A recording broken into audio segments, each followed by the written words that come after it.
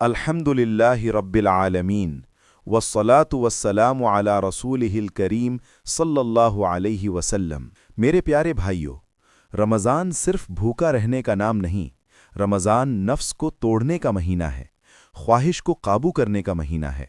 अल्लाह ताला फरमाते हैं, या अय्युहल्लज़ीना आमनू कुतिबा अलैकुमुस्सियामु कमा कुतिबा अलल्लज़ीना मिन क़ब्लिकुम लअल्लकुम तत्तक़ून।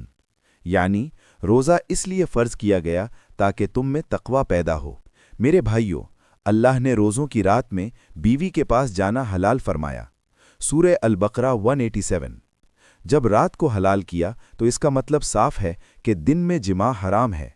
अगर कोई शख्स जानबूझकर रोज़े की हालत में जिमा करे, रोज़ा टूट जाएगा, क़ज़ा लाजिम होगी और कफ़ारा भी लाजिम होगा।